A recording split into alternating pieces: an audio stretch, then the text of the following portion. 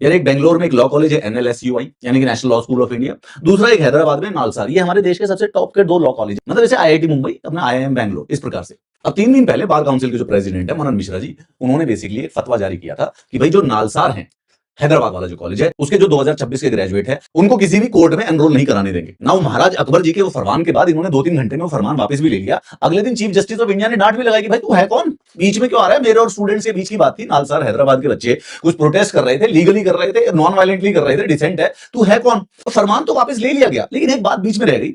आज बेंगलोर के बच्चों ने बेसिकली एक स्टेटमेंट इशू की है और साथ ही साथ उसके बाद आजादी का दिन है तो स्टेटमेंट ऑफ कंडेमनेशन जो है वो नालसार यूनिवर्सिटी के बच्चों ने भी की है।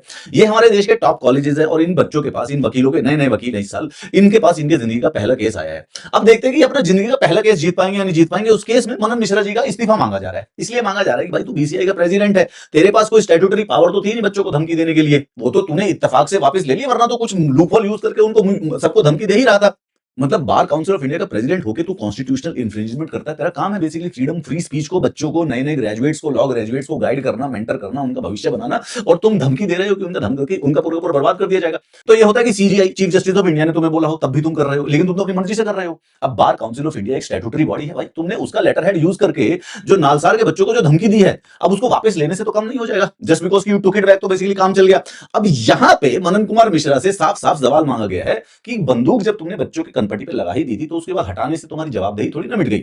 या तो आप आराम से इस्तीफा करके निकल सकते हो, या ये एक्सप्लेन करो कि भाई बार काउंसिल ऑफ इंडिया के जो लेटर हेड है उसके ऊपर मनन कुमार मिश्रा जी अपनी पर्सनल वॉल्यूशन से किस प्रकार फरमान जारी कर रहे हैं बच्चों का करियर डिस्ट्रॉय करने के लिए।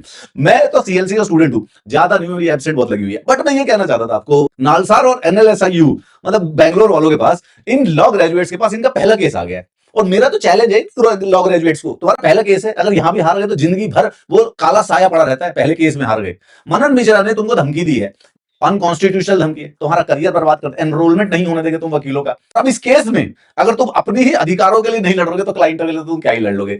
तो भाई बैंगलोर, ऑल्सो बैंगलोर और हैदराबाद, भाई ये जो ये कॉलेजेस है, लॉ कॉलेज, ये तो और भी होंगे, प्राइवेट वाले भी, जिंदल वाले भी है, सीएलसी वाले भी है, दुनिया भर के कॉलेज है। तुम लोग वकील नहीं हो क्या? तुम लोग फट्टू लोग हो क्या? तुम लोगों को काम वाम नहीं आता? अरे जब भाई बैंगलोर वाले आ सकते हैं सॉलिडेरिटी में नालसार के, तो तुम्हारा किसने तुम्हारा पासपोर्ट खोस लिया या वर्ड नहीं चलाना आता है? कर दो भाई। मनन मिश्रा जी से कोई तो पूछेगा, 2012 से गद्दी पे बैठे हुए हैं, लॉ स्टूडेंट हो गए इतने फट्टू। मैंने तो सुना था तुम पुलिस से भी नहीं डरते। खड़े हो बाल को, धनुष उठाने का समय आ चुका है।